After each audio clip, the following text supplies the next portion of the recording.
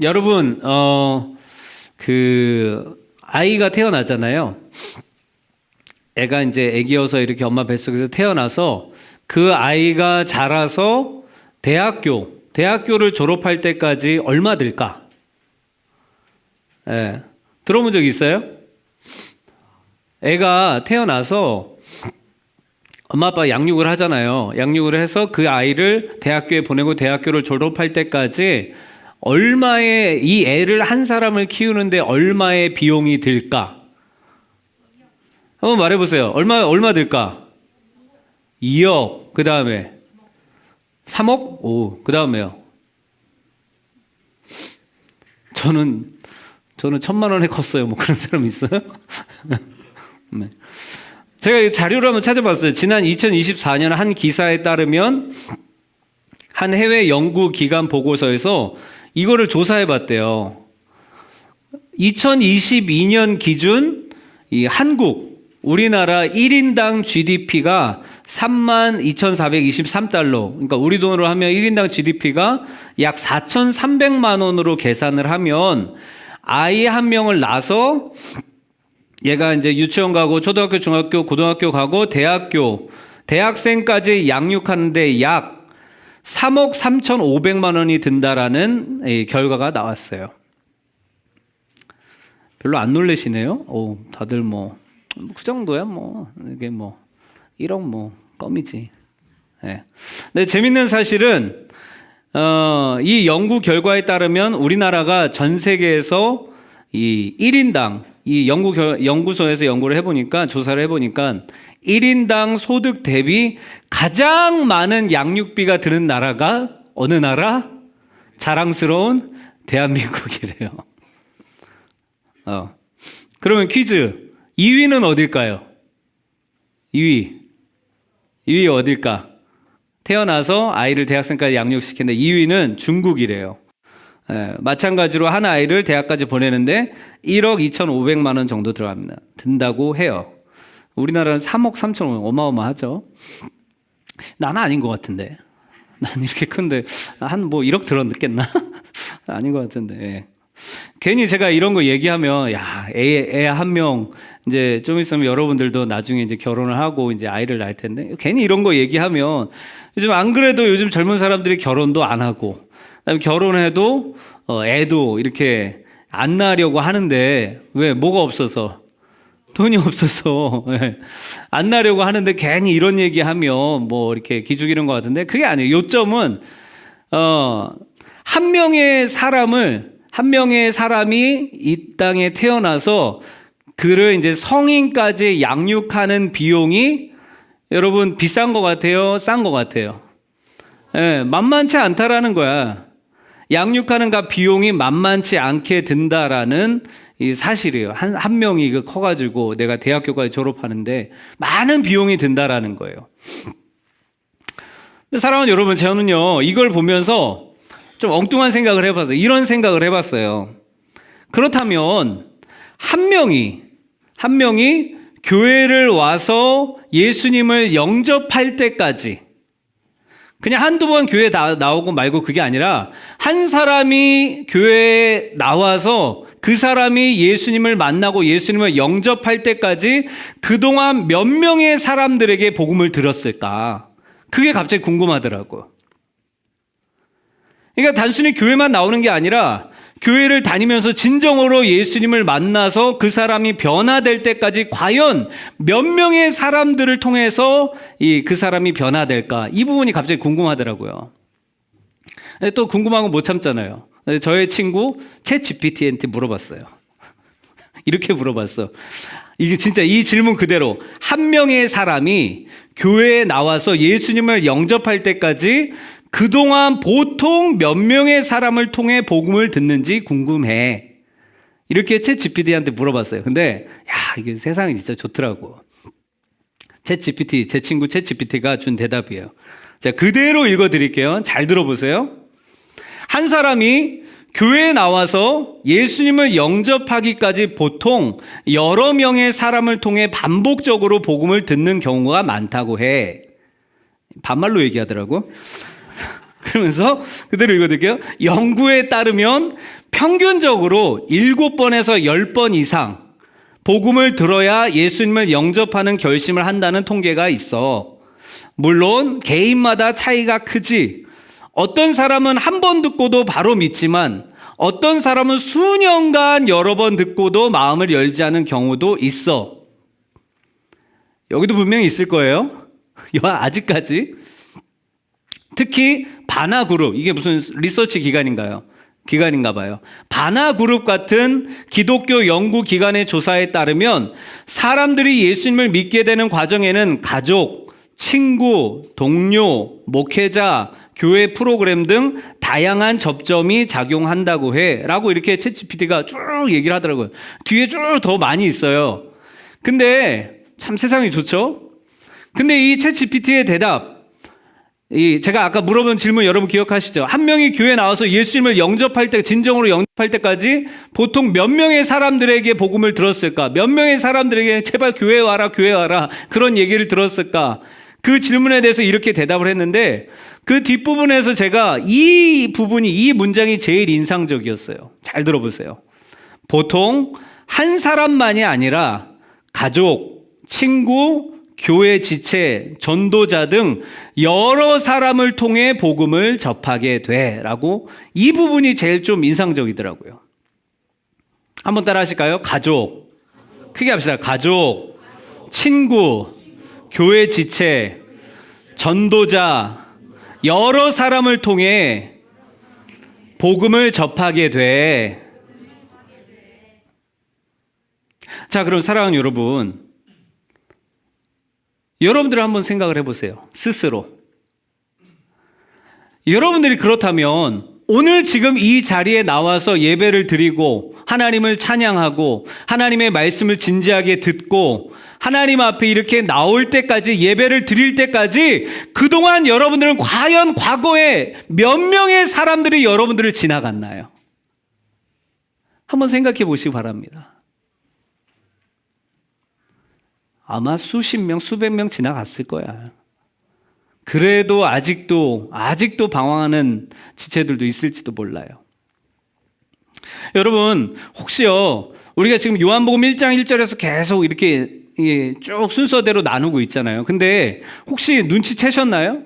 눈치챈 사람이 있는지는 모르겠지만 저번에 우리가 요한복음 1장 1절부터 쭉 순서대로 말씀을 함께 나누다가 중간에 제가 좀 빼먹은 구절이 있어요. 아무도 모르는 거를 내가 알고 있습니다. 어찌됐든. 그 구절이 뭐냐면 아까 우리가 첫 부분 읽은데 6절에서 8절은 제가 나누지 않았어요. 그냥 지나갔었어요. 왜 그 6절에서 8절을 빼먹었냐면 그 이유가 있어요. 그 9절, 6절에서 8절이 갑자기 뭔가 중간에 낀 느낌이에요. 여러분 성경책 한번 보세요. 1절부터 5절까지 쭉 보다가 6절에서 갑자기 생뚱맞게 8절까지 있고, 그러면 5절에서 9절로 이어서 읽어보세요. 그럼 자연스럽거든. 근데 갑자기 6절에서 갑자기 다른 얘기가 나와요. 앞부분에서 뭐 말씀이신 예수님, 빛이신 예수님을 쭉 소개하다가 갑자기 누구를 소개해요? 세례 요한이라는 하나님의 사람을 소개하는 구절이 6절부터 8절에 갑자기 등장을 하거든요. 여러분 여기서 오해하시면 안 돼요. 여기서 지금 소개하는 세례 요한은 이 요한복음을 쓴 사도 요한하고 다른 사람이에요. 요한복음을 쓴 사람은 사도 요한이고 지금 여기에서 소개하는 사람은 세례 요한이라고 예수님이 오시기 전에 먼저 왔던 이 선지자였어요. 여러분 그렇다면 자 한번 생각을 해보세요. 말씀이요 여러분 보다가 그냥 우연하게 뒤죽박죽 돼 있는 게 없어요. 다 이유가 있다라는 거야. 여러분 그렇다면 궁금하지 않으세요? 왜 갑자기 말씀이시고 빛이신 예수님을 쭉 소개를 5절까지 하다가 중간에 왜 갑자기 6절부터 8절에 사람을 소개했을까? 왜 세례 요한이라는 사람을 갑자기 등장시켰을까? 저는 이 부분을 개인적으로 묵상하다가 이런 생각이 들었어요. 이렇게 묵상이 들었어요.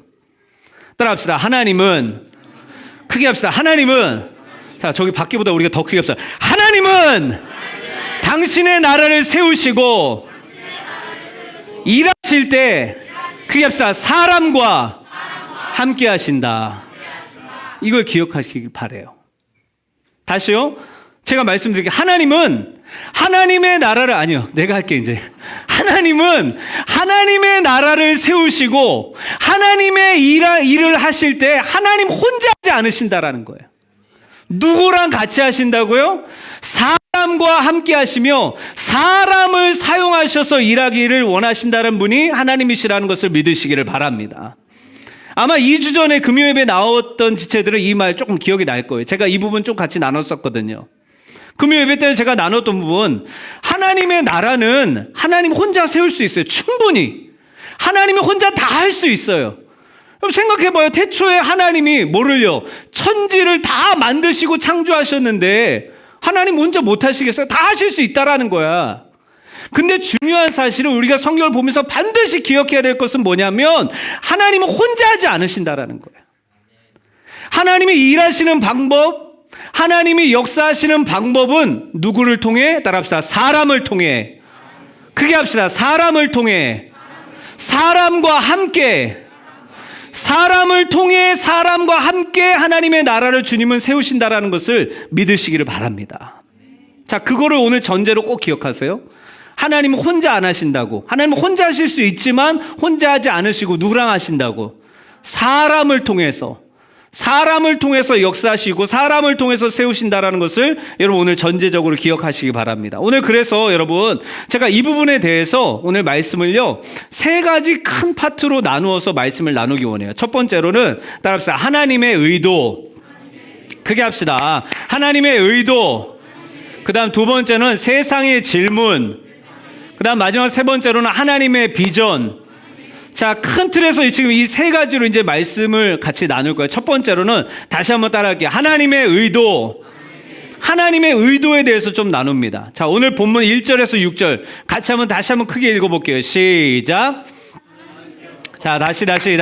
자, 같이 크게 했습니다. 크게 안 하면 계속 같이 할 거예요. 시작. 자, 6절에 뭐라고 나왔어요? 하나님께로부터, 말씀 그대로 잘 보세요. 하나님께로부터 보내심을 받은 사람이 있으니 그의 이름은 누구다? 요한이라 라고 나와 있어요. 이 부분을 보면서 우리가 6절, 7절 보면서 2가지를 또 기억해야 되는데 6절을 보면서 기억해야 될 한 가지 사실은, 첫 번째 사실은 따라합시다. 하나님은 언제나 사람을 보내신다. 여러분 첫 번째로 반드시 기억해야 될 것은 6절 다시 보세요. 하나님께로부터 뭐하심을 받은 사람, 보내심을 받은 사람이 있으니 그의 이름은 요한이라. 그러니까 뭐예요? 하나님은 언제나 사람을 보내신다라는 거예요. 이거 먼저 기억하시기 바라요. 방금 전에도 말씀드렸듯이 하나님은 사람을 보내세요. 왜냐하면 하나님은 하나님의 나라를 혼자 다 이루어 나가실 수 있는 분이시지만 그렇게 하지 않는다라는 거예요. 하나님은 당신이 사랑하시는 사람, 당신의 자녀들과 함께 하나님의 나라를 함께 이루어 나가기를 원하신다라는 것을 여러분들 믿으시기를 바랍니다. 여러분, 그러므로 주님은 언제나 자신의 목적을 위해서 누구를 보내신다고요? 사람을 보내신다라는 거예요. 옆에 사람 한번 쳐다보세요. 하나님이 보내신 것 같아요? 아니면 세상에 쩌든 것 같아요? 한번 믿음으로 그렇게 위로하면서 고백해 줍시다. 당신은 하나님이 보내신 사람입니다 라고 인사합시다. 여러분, 장난을 하지 마요. 옆에 사람 하나님이 나에게 보내신 사람이에요. 그걸 믿으시기를 바라요. 우리가 그냥 혼자 집에서도 예배 드릴 수 있어요. 그러나 교회에 와서 내 옆에 앉아있는 사람이 그냥 자리 없어서 뭐 앉아도 돼요? 뭐 이러면서 앉은 게 아니라 하나님이 나에게 보내신 사람이라는 거예요. 내 옆에 사람이. 그걸 꼭 기억하시기 바라요. 첫 번째 뭐라고요? 하나님은 언제나 누구를 보내신다? 사람을 보내신다. 그 다음에 두 번째 7절 말씀 같이 크게 읽읍시다. 시작. 그가 증언하러 왔으니 곧 빛에 대하여 증언하고 모든 사람이 자기로 말미암아 믿게 하려 함이라. 자, 첫 번째로 하나님이 사람을 보내신다고 했죠. 근데 사람을 보내시는 이유, 사람을 보내시는 목적이 7절이라는 거예요. 그럼 두 번째, 하나님이 사람을 보내시는데 사람을 보내시는 목적이 뭘까? 2번 띄워주세요. 같이 읽어봅시다. 시작. 사람을 보내시는 목적은 뭐예요? 복음을 전하고 구원하기 위해서 보내신다라는 거예요. 그냥 보내시는 것이 아니라 사람을 보내는 이유가 있을 거 아니에요. 하나님은 왜 내 옆에 사람을 보내셨을까? 이유가 있다라는 거예요. 사람을 보내시는 목적은 뭐야? 다시 노란 부분만 읽읍시다. 시작. 복음을 전하고 구원하기 위해서 사람을 보내셨다라는 거예요. 7절 말씀 다시 한번 띄워주세요. 그가 누구예요? 요한이 증언하러 왔대요. 곧 빛에 대하여. 여러분, 빛이 누구라고 그랬어요? 빛이 누구라고 그랬어요? 빛이 예수님이라고 그랬잖아요. 예수님에 대하여서 증언하고 모든 사람이 자기로 말미암아 뭐하게 하려? 믿게 하려 함이라. 그러니까 하나님께서 사람을 보내실 때, 오늘 요한을 보내실 때 분명한 목적이 있었다라는 거예요. 빛에 대하여, 예수님에 대하여 증언하고 사람들로 하여금 그 예수님을 믿게 하기 위해서 하나님이 그 사람을 보내셨다라는 거예요. 사랑하는 여러분, 하나님의 나라는 돈으로 세워지는 게 아니에요. 하나님의 나라는 다른 그 무엇으로 확장되고 세워지는 것이 아닙니다. 하나님의 나라는 그럼 뭐 어떻게 세워질까? 따라합시다. 하나님의 나라는, 크게 합시다. 하나님의 나라는 복음이 전해질 때, 빛이 전해질 때, 예수님이 전해질 때, 지난주 우리가 했죠. 은혜가 전해질 때, 그때 하나님의 나라가 세워진다라는 것을 믿으시기를 바랍니다. 그런다는 거예요. 결국 요한복음의 목적, 우리가 저번에 나눴죠. 2월 달에. 요한복음의 목적처럼 빛이신 예수님이 증거되고 그로 인해서 모든 사람이 그 예수님을 믿고 생명을 얻게 하기 위해서 주님은 매번 하나님의 누구를 보내신다? 크게 합시다. 하나님의 누구를 보내신다? 시온 형제, 하나님의 누구를 보내신다? 옆에 누구 보냈어요 지금? 옆에 누구예요? 여자친구? 하나님의 사람을 보낸 거예요. 하나님의 사람을. 예수님 더 잘 믿게 하려고 단순히 그냥 사귀고 뭐 맛있는 거 먹고 그게 아니라 내 옆에 사람을 하나님께서 보내셨다라는 거예요. 나로 하여금 더 예수님을 잘 믿게 하기 위해서, 믿고 구원받게 하기 위해서, 은혜 받게 하기 위해서 내 옆에 사람을 보내주셨다라는 거예요. 오늘 말씀을 들으면서 여러분 꼭 기억하시기 바라요. 내 옆에 사람은 그냥 앉아있는 것이 아니라 하나님이 보내신 사람이라는 거예요. 자, 그래서 첫 번째, 큰 틀에서 아까 첫 번째 뭐라고 그랬어요? 하나님의 이게 의도예요, 의도. 하나님이 사람을 보내신 목적, 하나님의 사람을 보내신 의도가 이거라는 거예요. 자, 그 다음 두 번째 같이 크게 따라합시다. 세상의 질문. 자, 크게 합시다. 세상의 질문. 자, 두 번째 큰 틀은, 두 번째 대지는 세상의 질문이에요. 이게 무슨 말이냐면 오늘 본문에서 예수님께서 이 땅에 오시기 전에 하나님은 하나님의 사람 세례 요한이라는 한 사람을 먼저 보내셨어요. 자, 오늘 본문 다시 한번 봅시다. 19절에서 22절. 19절에서 22절 같이 크게 읽읍시다. 시작. 유대인들이 예루살렘에서 제사장들과 레위인들을 요한에게 보내어 네가 누구냐 물을 때 요한의 증언이 이러하니라. 요한이 드러내어 말하고 숨기지 아니하니 드러내어 하는 말이 나는 그리스도가 아니라 한데 또 묻되 그러면 누구냐 네가 엘리야냐 이르되 나는 아니라. 또 묻되 네가 그 선지자냐 대답하되 아니라. 또 말하되 누구냐 우리를 보낸 이들에게 대답하게 하라. 너는 네게 대하여 무엇이라 하느냐. 자, 여기 보세요. 19절에서 22절까지 하나님이 하나님의 사람 요한을 보내셨어요. 보내셨는데 그 보낸 세례 요한을 보고 지금 바리새인들이 제자들이 와가지고 계속 물어봐요. 뭘 물어봐요? 19절에 보면 뭐라고 물어봅니까? 따라합시다. 네가 누구냐? 네가 누구냐? 물어봐요. 21절에 또 보면 또 묻대. 그러면 누구냐? 그 다음 마지막 뒷부분 보니까 네가 그 선지자냐? 22절에도 마지막에 너는 너에 대하여 무엇이라 하느냐? 계속 뭐 하고 있는 거예요? 네가 뭐 하고 있는 거야? 네가 누구냐라는 거예요. 하나님이 하나님의 사람 요한을 보내셨어요. 근데 세상에 그 바리새인들이 그 요한에게 물어본다라는 거야. 네 누구냐? 도대체 여기 왜 왔냐? 네가 예수 그리스도, 네가 메시아냐? 이거 아니라는 거예요. 근데 계속 물어봐요. 그럼 왜 왔냐? 네가 누구냐? 계속 물어본다라는 거예요. 근데 사랑하는 여러분 그거 아세요? 이 말씀 그대로요. 지금 내가 사는 이 세상에서 역시 언제나 저와 여러분들 누구예요? 저와 여러분들 누구입니까? 따라합시다. 나는 크게 합시다. 나는 하나님의 사람입니다. 여러분들 하나님의 자녀라고 그랬잖아요. 그 하나님의 사람이잖아요. 하나님의 사람이 여러분들이에요. 근데 하나님의 사람인 나에게, 내가 세상에 나갔을 때 늘 나에게 물어본다라는 거예요. 뭐라고? 너 누구냐? 너 누구야? 정체성을 밝히라고 그래요. 내가 세상을 살아가며 세상에 속한 너는 과연 누구냐? 너 지금 세상에서 살아가고 있는데 너 누구야? 늘 그렇게 물어보고 있다라는 거예요. 사랑하는 여러분, 우리 지금 교회에서 살고 있는 게 아니잖아요. 세상 한복판에서 지난 한 주간도 직장에서, 학교에서, 여러분들의 가정에서, 여러분들의 삶의 자리 곳곳에서 살다가 지금 교회에 나왔어요. 여러분, 우리는 지금 세상 한복판에서 인생을 살아가고 있어요. 직장에서, 학교에서, 가정에서, 삶의 현장에서 살아갈 때, 그럴 때 그 세상은요, 나에게 계속 물어본다라는 거예요. 뭐라고? 너는 누구냐? 너 지금 그렇게 세상에서 살고 있는데 너 도대체 누구야? 너 여기 왜 왔어? 계속 그렇게 물어보고 있다는 사실, 여러분들 그거 알고 계십니까? 여러분들 누구세요? 이균 자매님, 자매님 누구세요?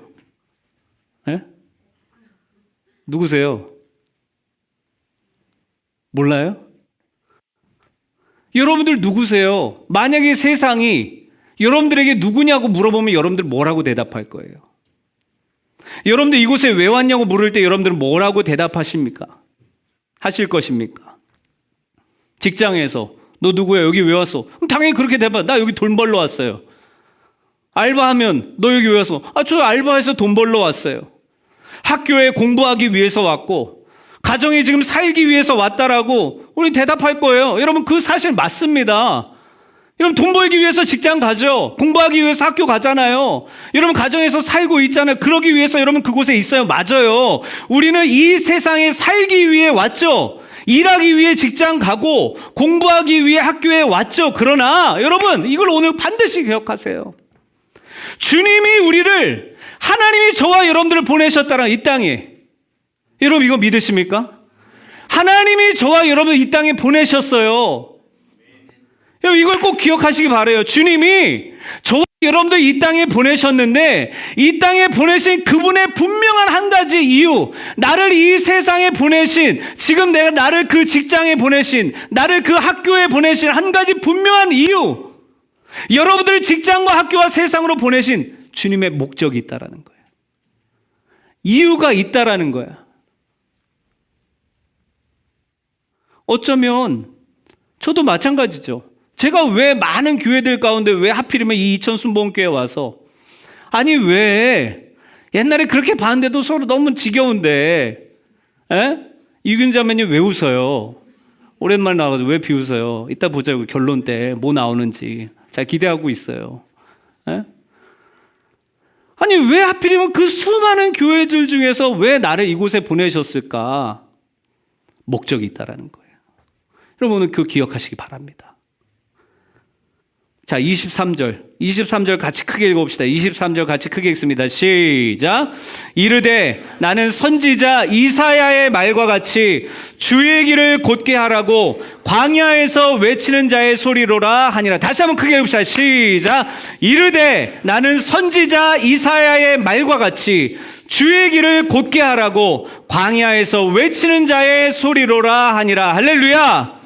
바리새인 제자들이 끊임없이 세례 요한에게 너 누구야? 너 여기 왜 왔어? 계속 그렇게 물었을 때 요한이 지금 대답한 게 23절이거든요.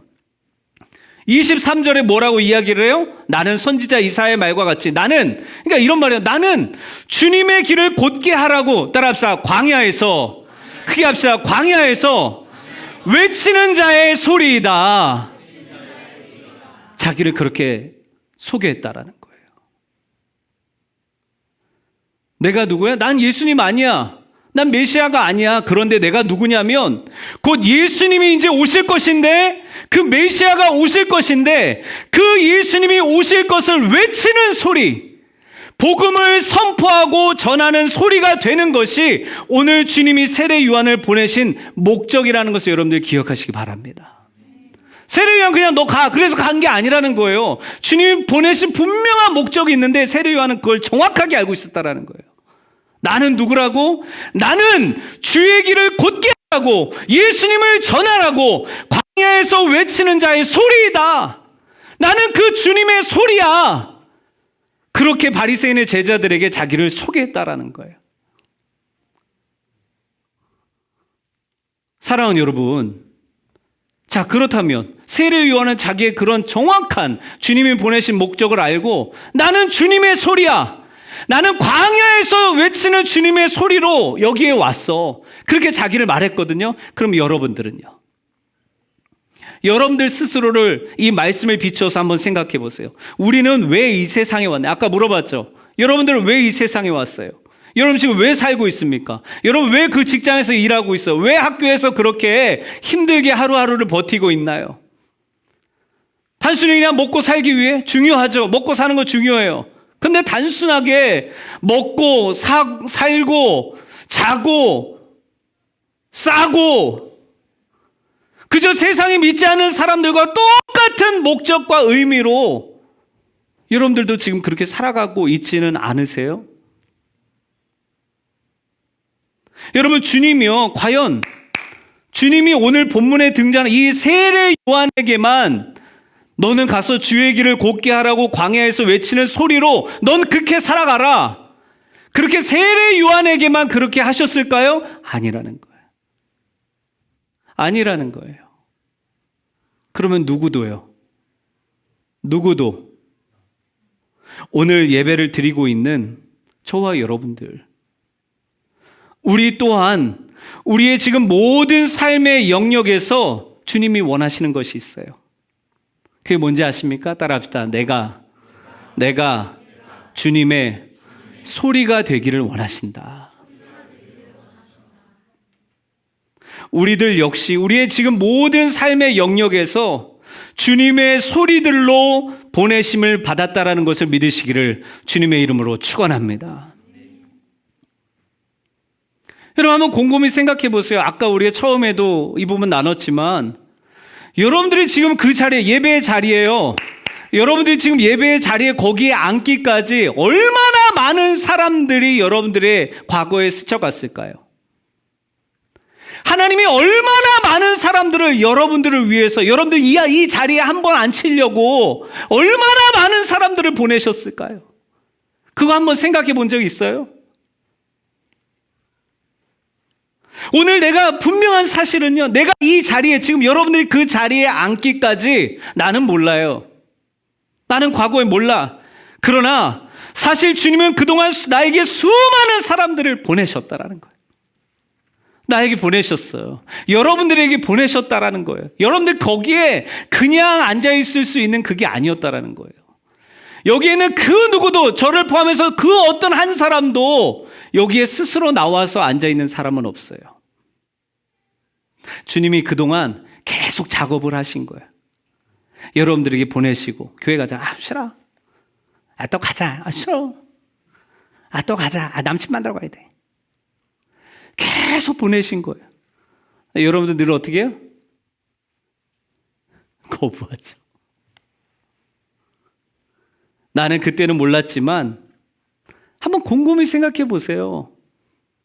지금 내가 생각하면 내가 지금 이렇게 예수를 믿고 이렇게 예배를 드리기까지 수많은 사람들이 그동안 나에게 주었던 말들, 수많은 사람들이 내가 알던 알지 못하던 나를 위해 기도해 줬던 그 기도들, 나에게 밥 사줬던 것들, 나를 그렇게 섬겨줬던 것들, 그런 것들이 모두 모여서 여러분들이 지금 그 자리에 앉아 있는 거예요. 이것을 꼭 기억하시고 믿으시기를 주님의 이름으로 축복합니다. 세상은 물어봐요. 계속 물어볼 거예요. 여러분들이 직장에서 너 여기 왜 왔어? 너 여기 왜 있는 거야? 그런 질문이 들 때 여러분 꼭 오늘 말씀 기억하세요. 나는 누구라고요? 광야에서 주님을 위해, 이 광야와 같은 현실과 삶에서 나를 이곳에 보내신 목적, 이유는 나를 주님의 소리로 쓰시기 위해서 보내셨다라는 거예요. 이어지는 거예요. 그래서 이제 마지막 세 번째입니다. 마지막 세 번째 같이 따라할까요? 하나님의 비전. 크게 합시다. 하나님의 비전. 자, 그러면 이어서요. 맞아요. 이렇게 쭉 왔어요. 사랑하는 여러분, 그렇다면 이제 우리가 해야 할 일이 분명해지죠. 그죠?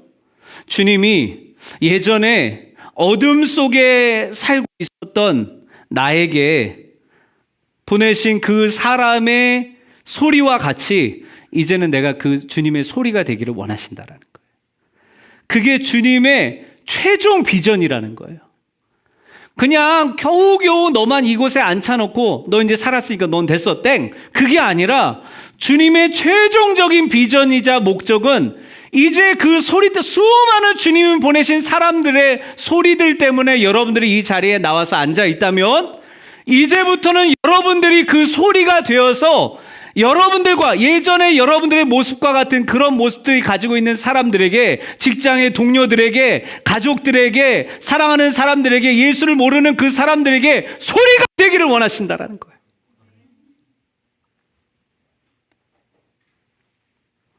과거에 그 누군가가 한번 생각해 보세요. 여러분들, 우리 예전에 학생부 때 수많은 선생님들, 내 친구들, 언니들, 오빠들, 그땐 몰랐어요.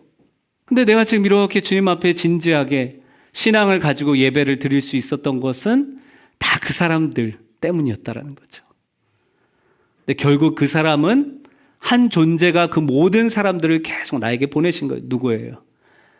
주님이 나에게 보내셨다라는 거예요. 계속 보내시면서 결국에 주님이 이 얘기하고 싶은 거예요.